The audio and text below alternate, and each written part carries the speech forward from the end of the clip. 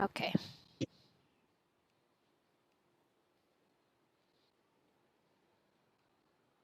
Okay, so one of the things that I found to be true is that we often tell kids to use pictures as a way to understand what they're seeing in the book. And that is very helpful when there are pictures. So in our early literacy, when we're dealing with pre-K and kinder, and even into first grade, as we're looking at decodable text, meaning that they're able to use the sound system, letters and sounds, or we're looking at predictable text, meaning that because we've already read one page, the second page or third page is going to be very similar. So I like bears. Then the next page is I like dogs. Next page is I like friends. Those become very predictable because the I like sentence stem is the same. Not sure. Is everybody there? I'm feeling stuck. Hold on, let me check. So this little quote here from Alice is kind of asking those same sort of questions. What is the use of a book without pictures or conversations? The kind of thing that kids might think about. I like books with pictures, and I'd rather read them with pictures. And we push them away from that. Now, to be clear, pictures can be the actual text. So like a graphic novel is going to have high levels of comprehension needed, even though it's pictorial. I'm not saying that those are not good things for kids. They're amazing. I don't care what you have kids reading as long as they're reading. They can be checking out books that are a little too hard for them as long as they have interest in the book and will work through the book. Most kids choose nonfiction books because nonfiction books have pictures. Those pictures are what's interesting to the kids. They don't know every army ship or every fighter pilot or every animal of the deep sea. And they're not able to read those scientific texts exactly. But the engagement with them are really important. So if kids are so engaged with pictures, how do we get them to move into books that don't have pictures? It means that the books that we give them have to have high interest. And they have to be somewhat successful at it. If the book is too difficult, you're going to have kids who don't want to read it. It's often why when you took a physics class or a chemistry class, it was just hard to get yourself to read the text. Even though you knew you needed it, you knew you were going to be tested on it, you wanted the grade to be good, you still found it hard probably to study, to take time to read it all, and it felt overwhelming. Probably. That's for most of us what happens in a subject area. So remember now that what we talked about before with high stakes assessment is a very formalized assessment, meaning we standardize it, we give it at the same time, at the same place, with the same grade level kids, the same age of kids. It is that true STAR test. It is your certification exams. It is exams that are given in order to find out an achievement and then to see where you are on the bell curve or where you fit with a criteria either being you passed it and you did really well or you failed it and didn't do well. Okay, so criterion referenced and norm referenced, which is your bell curve. The other type of assessment that you would want in a portfolio with kids is an informal assessment. We only call it informal because it doesn't have as many rules. So the most important one is that teachers get to make decisions about when it's given, who best it's given to, how to modify it for each kid. So this kind of an assessment assumes that the teacher has knowledge. The other type of assessment assumes that the child has knowledge and particularly looks at what they don't have. So when you get your STAR scores back, we're looking at what you didn't do or what you were unable to achieve. It doesn't tell you all the great things you did, it tells you where you missed.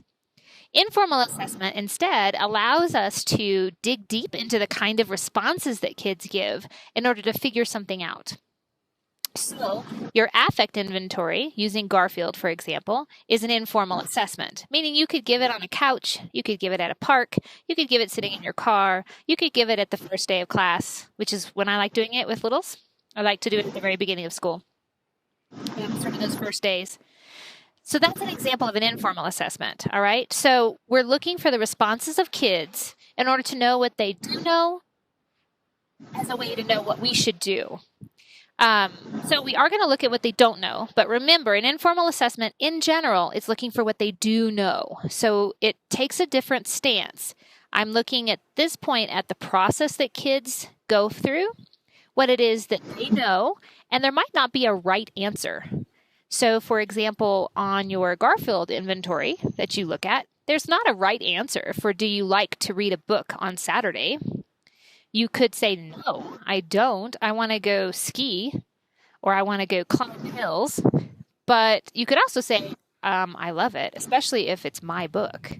If I get to have a choice, I get to choose it. So there's no wrong answer in this. The major type of assessment that we're going to be looking at for your case study includes something called an IRI. Now, you're looking at Jennings IRI. That's just one example.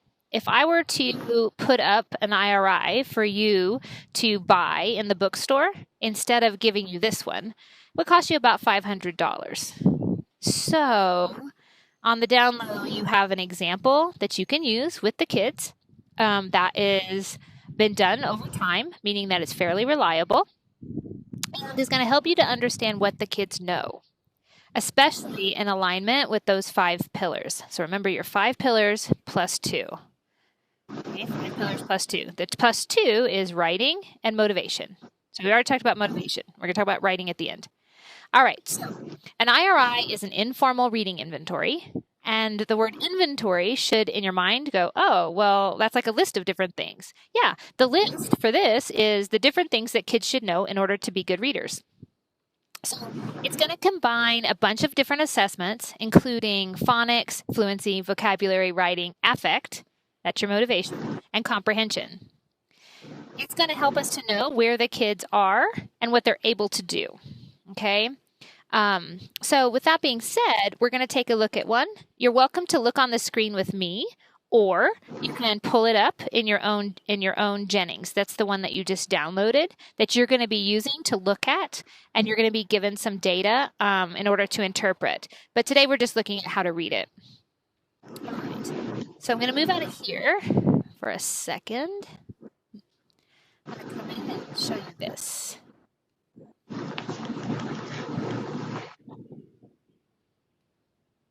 Okay, so the first thing inside of Jennings, and let me tell you, when you open up the document, if you're opening up your own document, if you can't tell, the sun has come to get me over here, so I'm going to move back a little.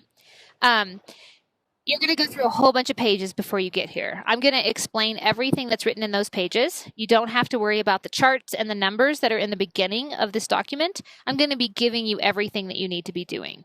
So you're going to skip through probably the first 35 pages, maybe 20 pages, and then you're going to find where the word list for teacher.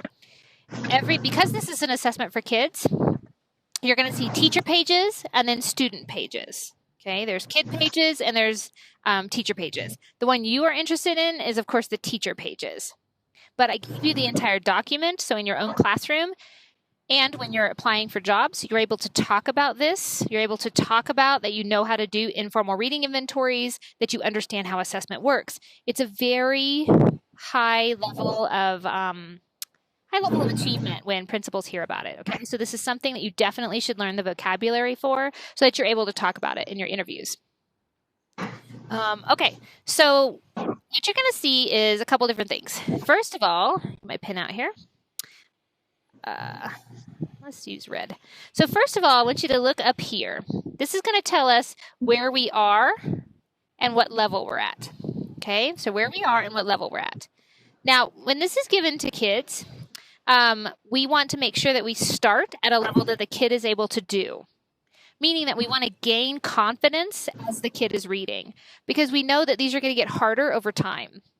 So we want to make sure that we start about 2 grade levels lower than the kid is. So if the kid is a 3rd grader, when we're giving the assessment, we're going to start at around 1st grade. That's going to allow the kid to build confidence and self-efficacy so that it doesn't feel like they're already not good enough.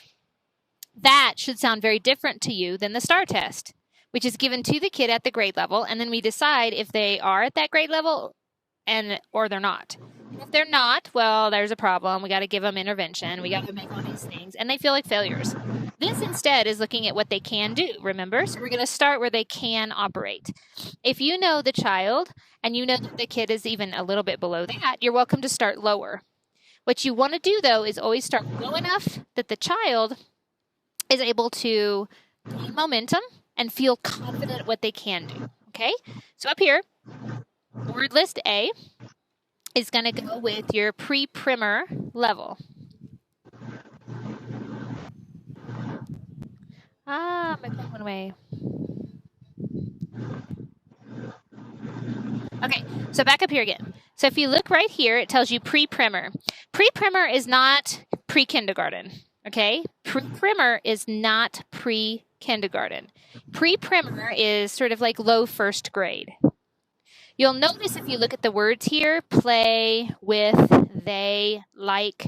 Many of these words are high frequency words, words that kids hear a lot, words that kids might come into contact with a lot, but it requires that the kid is a reader. If you were working with kids and doing this assessment in a long semester, you would be doing the assessment. What you would find is that kids have to be reading in order for you to do this assessment. You cannot have a kid who does not read and put them into this particular IRI. So if they are still at a letter sound phonemic awareness area, then this is not the assessment for them. We're looking at what can we do to help real readers read? How do we disaggregate what they're doing so that we can understand what kinds of mini lessons are going to serve that kid the best, okay? So you would start with your quick phonics screener, the QPS, which we're going to go back to in just a minute. That's what you're going to do first. That's going to help you to know what the kids know about phonemes, how phonemes work, what they're able to read using phonemes, okay? This here is what we're going to look at to find out where they are reading. I've had fourth graders who are all the way down here at pre-primer before. I always want to start where the child is able to read. If you don't know, start low, okay? Let me say it again. If you don't know, start low, okay? We're going to build confidence as we do this. So pre-primer is like a low first grade. If a kid is below this, meaning they're still working with the phonemes, you would put them in a phonics program, okay? So we have analytic phonics, synthetic phonics. Your school is going to have access to some phonics program that they're using, and that's what I would go to. I would go find my first grade teachers, figure out the booklet, take a look at the teaching tools that they have, and then accommodate that into your small group when you have low kids. Most of you, if you're going to be working in South San Antonio, Poteet, Harlandale, any of those South Side schools, West Side schools in general are going to have kids that as you're teaching second, third, fourth need some phonemic work. It doesn't mean that you start at the beginning because remember the kids have had access. They just didn't get it. It wasn't enough time. So it means you don't have to start at the beginning, but you do have to do some word work with those kids. So whatever program your school is using, that's what you would do for any kid who's unable to read this particular word list, okay? All right, so up in this top left corner, pre-primer tells you what level it is. These go all the way to 8th. They're not exactly 8th grade, but it means that they're at the 8th level. Now, any assessment that is worth its nuts, okay, or it's worth in gold, is going to be an assessment that stops around 8th grade. So my question would be why? Why would we stop reading assessment at around 8th grade? So I would say to write that down in your notebook and to sort of think about that as you're doing this assessment. Why is it that in general reading assessments stop at 8th grade? Okay. And that's true of most assessments. Most assessments do not have kids who are in 10th grade still doing the same types of reading assessments that we're doing here. By 10th grade, they're doing much more content-based. Okay, so here's how this works. This is what you need to understand. Here's how this works. The kids read all of this word list, and if you look at the kids' pages, they only see the words. They don't see this big chart that you have here. They only see the words. And they would read the words starting at the beginning with the word play, and they would read all the way down to the. Okay, so they're going to orally respond to these words. Play, with, they, like, to. It does not matter how fast they're moving at it. What matters is, are they working on the word? So if they read the word with confidence and without working on it at all, you would put it here. This means that the kid got the word, the kid said the word play, and they read it in good time. So this notion of timed presentation has nothing to do with time on your watch. It only has to do with, did the kid read it at an adequate speed? It doesn't mean that they have to read it fast. It just means that they didn't sound out the word or they didn't work on the word. Okay? So if a kid said play, we would check off timed presentation because the kid said it relatively quickly in good time. And they said the word correctly. If a child works on a word, so if a kid gets to the word with and works on the word, breaks it down, sounds it out, takes a long time looking at it. So the kid says with. The kid got the word, but worked on it. So we want to say, yeah, he got the word, and he sounded it out. And you can use whatever symbols you want to. You can write out the word. You can write out, sound it out. You can use anything you want to delineate what the kid did. So in these two cases, the kid got the word right. Now remember, we're looking for what the kid got right. It does not matter to me if a kid got it working on it, because that's my goal. As a teacher, I want kids to work on the words, to not give up. Or if the kid just said it. They get credit for both. So if a kid came to a word and said the word quickly, but it's wrong. So the kid said them and moved on to the next one. Them, like. Now you see this word is they. What the kid said is wrong. What the kid said was them. Sorry, my pen doesn't work very well here. And you would just tell me what the kid said. Okay. So that's if the kid said it quickly, but got it wrong. If the kid said it incorrectly, but worked on it, we would put an X in the untimed, meaning it was not in good time. And they worked on the word and then couldn't get it. So this kid, in this situation, says leak, leak, leak. So the kid did not get the word right, and what he said was leak. Okay? So you would be writing X's if the kid got it incorrect, and checks if the kid got it right. The biggest mistake that I see students make concerns this word. Timed presentation does not mean timing children. If you know anything about kids, and I know you do, if you say to a kid, ready, get set, go, what is the kid going to do? It's going to take off. It's going to go as fast as possible. I don't want the kid to go as fast as possible. I want the kid to get the words right. So I don't want to time kids. That's true of everything you'll work on with me. You'll have to make a decision for yourself in your classroom, what you think is best. For me, in my experience working with struggling readers, timing kids, bad news. It makes kids feel like faster is better. Faster is not necessarily better, especially when it comes to comprehension. Slow and methodical is going to win the race. And everybody can win. Everybody can do this. Everybody. So, back to this. So we're not timing kids. This means that the kid read it relatively quickly.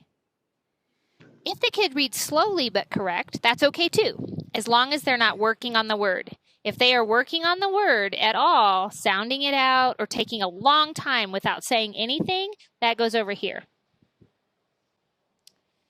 Timed presentation means they're reading it in good time. It could sound like to run and jump. So that in that experience, the kid is reading at a fine rate, It seems the same all the way through. So the kid is getting the words correctly under timed, even though they're reading relatively slowly, but they're not working on the word. If they start working on the word, you move to untimed. All right. Now, I feel like I want to say it one more time because I've used this so many years, and I know I'm going to find somebody, probably somebody not here, who's going to look at this and think timed has to do with time. I'm going to even ask you a question on your exam about this. Timed does not mean timing kids. Timing kids is a bad idea for most kids, especially struggling kids. Time here means that the kid read it in good time. Okay, so you would do this all the way through. Now, remember, they're reading the entire list. This word right here has nothing to do with the kid reading it in their head. This word has to do with where, as we move through this assessment, you will find these words in the paragraph or in the story. This word pet, he, dog, this, all of these words here are inside of a silent reading passage. That's all it means. They are inside of a silent reading passage. These words up here are in an oral passage, meaning that the kid's going to read this passage out loud, and the passage for pre-primer is going to have the words play, with, they, like.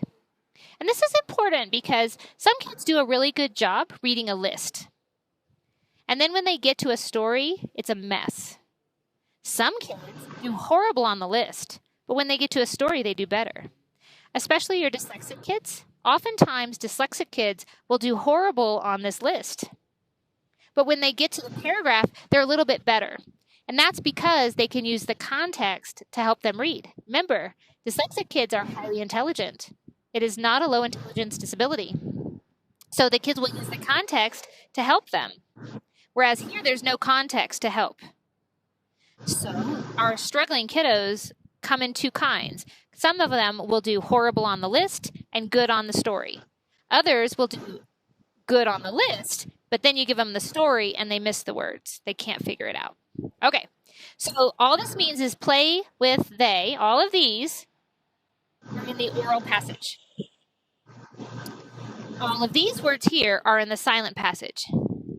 Okay, mistake number 2. Mistake number 1 was understanding that time means that we are reading in good time, not timing kids. It means we're not sounding something out. This is the first mistake. Second mistake is somebody would not have the kids read the whole list, and they would stop right here. And they stop right here because they think, oh, the kids are reading it in their head. Now, guys, let me just be clear. I can't test you very easily if you don't say anything. So I can't tell if a kid got it right if it's in their head. So I'm not sure how we would ever assess if the kid knew the word pet in good time or not timed if they're reading it in their head. It doesn't make sense. An assessment always makes sense. So if it's not making sense, then there's probably something going on with you as the teacher that you need to find out or figure out. And you can contact me if you have issues when you're reading these things. Okay, so we've now technically talked about what goes here. So the kid's reading out loud all this whole list. It's called a guided word list. You might also hear it called a graded word list, meaning it moves up in grades, or a gradient word list, meaning that it gets harder and harder, which is exactly what happens here. Pre-primer is going to be your easiest, and it's going to move all the way to 8th grade, which is going to be your most difficult. Okay. All right, let's look at how you actually assess it. So after you've done this part here, we're now going to use the numbers, right? So we get some numbers on kids, even though it's informal. Now remember, you could be doing this on the carpet. You could be hanging out at McDonald's with a kid working on this. I've done it so many places, especially with kids who have low motivation. So the last thing that a kid with low motivation wants is another assessment. It's going to tell them that they're not doing well. But remember, here, we can even show the kids the results because we are looking for what the kid is able to do. So all of the checks that you would have all the way down, you're going to add up here. Okay, so timed presentation, how many did the kid get right? So we might say, well, the kid got, 10 right. All right? Then we go 10 times 4 is 40. All right. Then I'm going to go to my untimed over here, and I'm going to, what did the kid get right? I don't care that it's timed or untimed. I'm still looking for the checks. I'm going to add up the total number of checks on the untimed, and I'm going to put that down here. So let's say here the kid got another 10 right. So 10 times 4 is again 40. They both count for the kid. The kid does not lose out by working on words. You as a teacher want kids to work on words. You spend hours and days and months working with kids to get them to sound things out, to work things in chunks, to figure out in context. So of course we want them using those strategies. Both count. So now it asks for a total. The total means to take both percentages correct and then create the total. So here we would have an 80%. All right. So at this point, we can kind of see how the kid is doing. Now, notice that this is not compared to anybody else. This is just how the kid is doing compared to what we see as sort of pre-primer grade 1, grade 2. So in order to do that, I'm going to use this percentage, the 80%. I use the total in order to be able to know how the kid is doing. Now, you should be saying, okay, well, is 80% passing? You're like, well, remember, there's no passing. There's no passing. It's just what is the kid able to do? As the kid is sitting at that 80 to 90%, we keep moving forward until the kid starts to have a lot of trouble. So you would get harder and harder until the kid is now below that 80%, because at that point they're frustrated. We don't want kids reading in frustration level. We want to see how hard we can get it. It's like a game. I always tell kids it's like a game. This is going to get hard. So we're going to start here. This is the start. But know that it's going to get harder every time. And there's going to come a time you don't know how to do it. And that's why I'm here. So make sure that you are open with kids about this. We often hide tests and kids become afraid of them. And so much so that you get into college and you don't want to take tests. You decide you're not good at taking tests. And a lot of it is because there's a fear that comes up with it. Because we've always been told that not doing well on a test means that you're dumb or you're stupid or that you didn't get it. And it feels bad. It felt bad when you were 8, and it feels bad when you're 28. All right, so remember, this is about being open. It's about being informal. It's about sitting with a kid and being open about what they're doing. Showing them at the end is fine. There's a question on your final exam that's about that. Like, can you share the portfolio that you've gathered, the data you've gathered on a child? Yes. Duh. It's their work. It's not yours. It belongs to them. So they need to take some ownership in it, and hopefully they see growth. That's the goal. Show them what they were doing, and then after the year, here's where they are now. Problem with the STAR test? You don't get the scores until the very end, and they've moved on. The summer has come. They are no longer sitting with you to go over that test and see what they did. We don't even let you see the test afterwards, so you couldn't go over it with the kid if you wanted to. So it doesn't make sense for most kids. This kind of an assessment, an informal assessment, especially an inventory, meaning you're gathering a bunch of things. Jennings is one thing, but you're gathering a bunch of things, is the idea that you can sit with a kid and talk with them, find out what's going on with them, and show them data. Show them how your teaching is evolving based on what they are able to do. Your teaching should match what the kids need. It always bothers me when I go out to schools and I see teachers who are doing temperature, or they're doing landforms, or they're doing an assessment or a lesson wherein the kids already know it. They did it in the grade before. They might have even read the story before. So while it's okay to review, asking questions in your lesson like, what do you know about landforms? If you know everything about landforms, why are you teaching it? If they already have all these things to say, your lesson needs to change based on what the kids know. This is true here. So if the kids are doing really well at 100% all the time, this kid is going to need something more. If the kid is not doing so well, like this 80% here is sort of like, it's not great. We really want a kid sitting at 90% for anything that they're doing. Otherwise, it starts to be frustrating. This is a kid who's missing several words in a sentence. So if you imagine a sentence that contains 10 words, Think of your social studies. So you have a sentence that has 10 words, and a kid with an 80% is missing 2 words in every sentence. And I'll guarantee you that the words that they're missing in that sentence are probably content vocabulary. They're the hard words, and they just skip them. But if you're skipping 2 words all the time, your comprehension is going to drop. So we don't really want kids sitting at 80% very much. This is sort of a scary percentile for us as teachers. It's scary. Okay. So here at 80%, though, we're going to keep moving forward, meaning that we would move to the next word list B, because we're on word list A. So we would move up a level and C. I would probably tell you that when a kid is at 80%, he's just there on the border of falling down. So at the next one, it's probably going to be too hard for the kid. All right. When you move there and it becomes too hard for the kid, you can do 2 things. Remember, they're still reading the list. You're still putting checks and X's, and you're telling me what it is the kid did. A kid could even say, I don't know, and you would write, don't know. I don't know if I can write it here. Don't know, okay, or DK. You write it in what the kid does. If the kid skips a word, he skips a word, right? It's still an X, but he just skips it.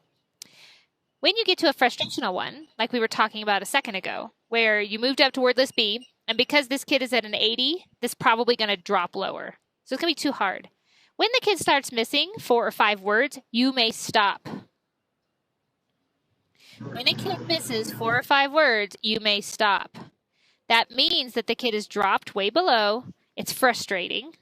And we don't want the kid to be frustrated, especially when we're just starting an assessment. You don't want to go, okay, well, now we've got to do all this other stuff, but you didn't know how to do the early stuff. So remember, you have to focus on what's going on inside of the kid. You can't lose track of what the kid is feeling and thinking. So we would stop, and we would put some little lines here, and we would just write, kid was frustrated, and we stopped. Now, when a kid becomes frustrated, because you're sharing this data with the kid, hopefully, what I like to do is to focus on something positive that they did. So in this case, I might go back up to this word play and say, oh my gosh, you got the word play. I bet you like to play at recess all the time. Are you a recess kid? You like to play at recess? So I pick something that's going to bring them back to a positive experience with this test. So I bring them back to something that they did well. All right? That could be that we go back to another word list right before this and say, I cannot believe you got the word committee. That's great. That's a really hard word. I know a lot of kids that miss that word. Kudos to you. Good job. Good job. I really like how you read that word. So that we leave the kid feeling like, oh, yeah, I am a recess kid. I like recess. Or I got that big word committee with the 2 M's, 2 T's, and 2 E's. It's great. Okay, so that's how this guided word list moves. You would start low and build high. This is all based on the QPS, which we started to look at, or we started to look at last time. And I'm just going to touch on it for a second. If I can bring this back up here. Okay, so here it is. And I told you, the administration is right here. There's actually a video online and several different sources for you to look at how to do this. But like we said, the kid starts at task 1 and reads the letters and then also tells you the sounds. This is the lowest level of phonemic awareness that kids can have, all right? Or phonics that kids can have. Moving from phonemic awareness, the sound of the letter. So going t, s, right? So those are the sounds. To the letter names, M, T, A, S. So that's our beginnings of understanding letters and words. As they move into task 2 to 3, we're going to see them starting to have words that they might not know, but are phonemically regular, meaning that every time I read the word Sam, I'm always going to have a S, A, M. It's phonemically regular, meaning that there's not weird letters in there that wouldn't make sense for the sounds that I would say.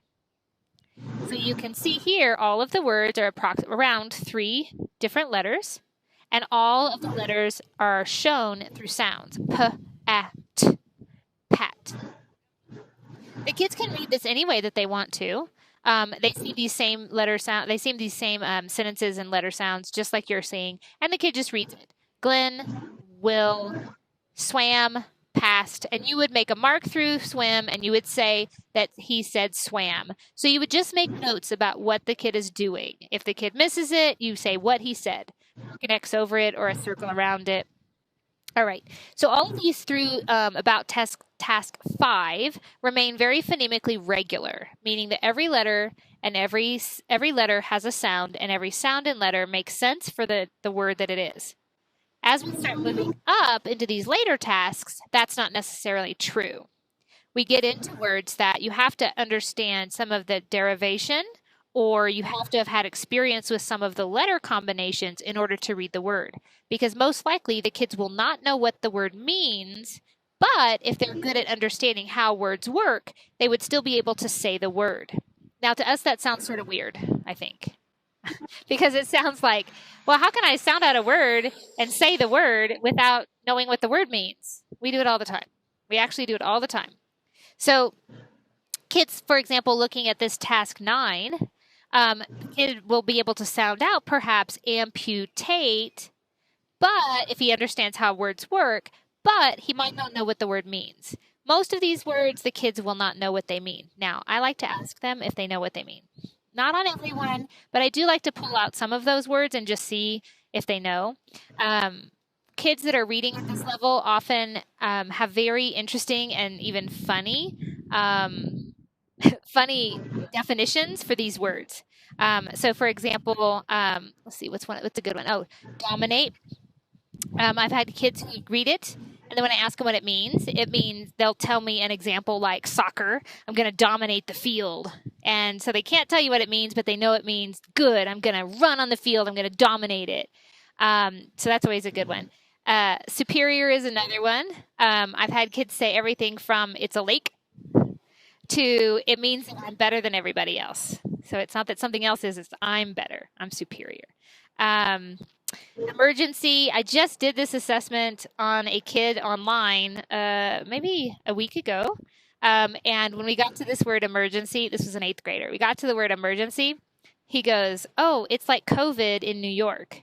It's an emergency to get the people and get them in a hospital.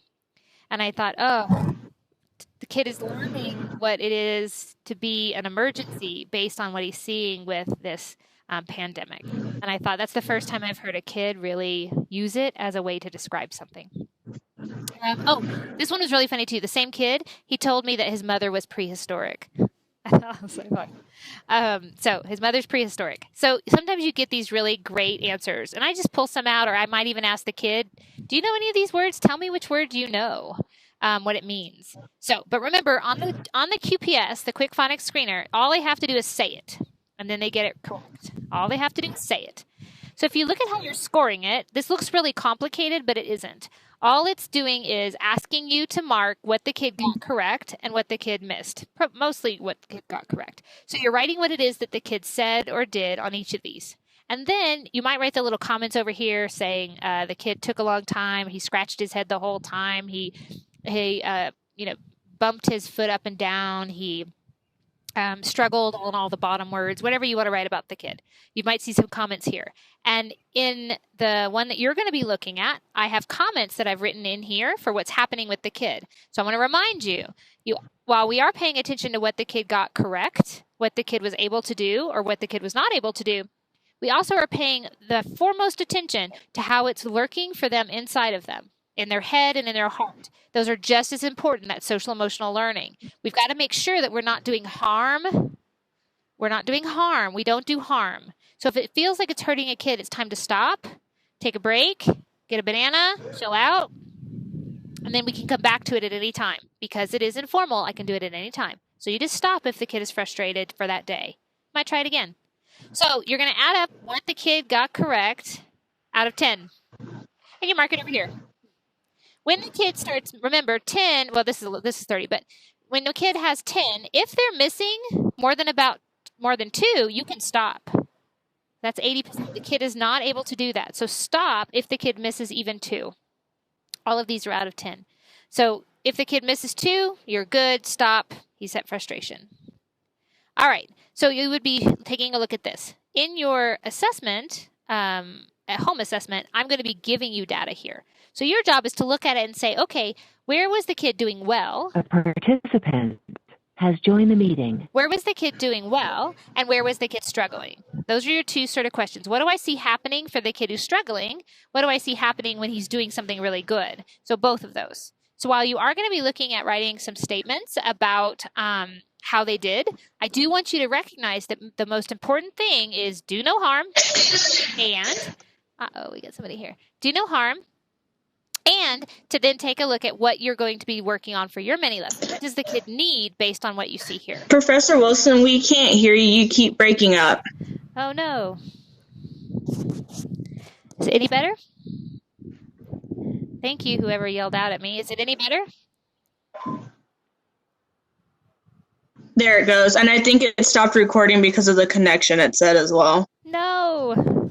Okay. Well, I also have a version of this from a previous class. I'll make sure that goes up as well. So if something is missing here,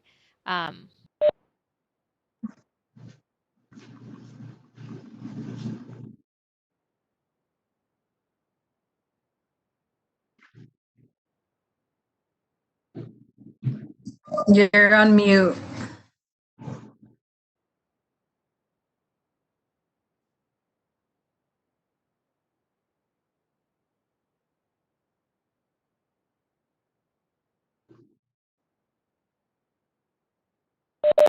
okay. Thanks, guys. I appreciate your help when we're working on this together, giving a little bit of grace here. All right. Looks like a big old nice classroom in here. All right. Okay. Nope. Not okay.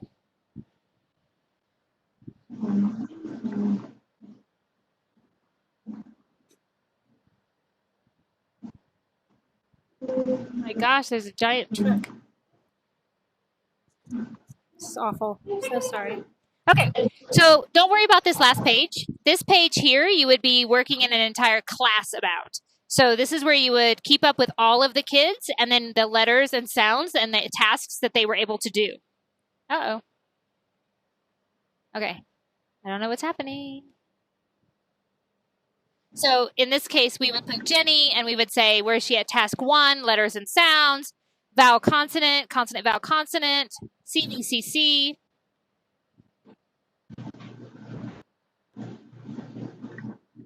Geez, it's dropping itself. Okay, so this would be used for a whole class. You can also use this for one kid. So when you get the scores and you're looking at them on your own for your homework, you want to make sure you can come back to this and put in that kid. Sorry, we can't see anything. We see your desktop, and then you keep breaking up again. Okay. Jeez. Hold on.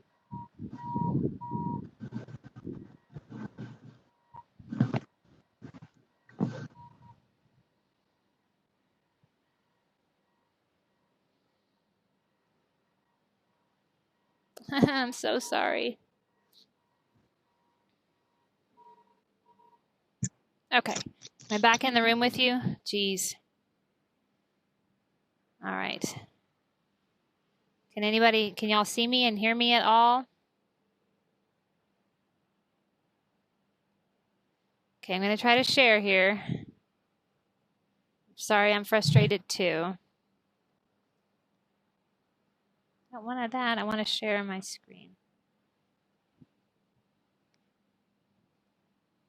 Do you guys see my screen at all? Like, do you see my blackboard? I don't see you guys, so that's not what let's try one more time.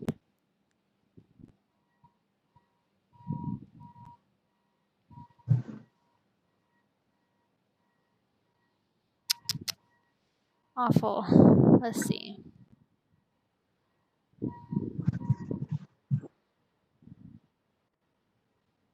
This is not right.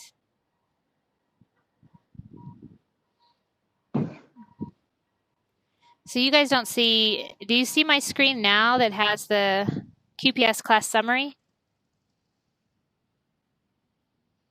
I don't know what's changing. See all you guys. Yes. All we can see is your desktop. Okay, and a whole bunch we really of students. Can't hear you either.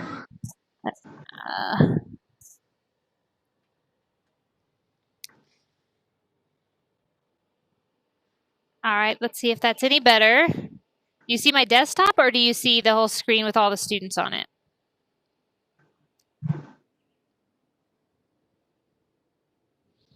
Anybody? Chat? Something?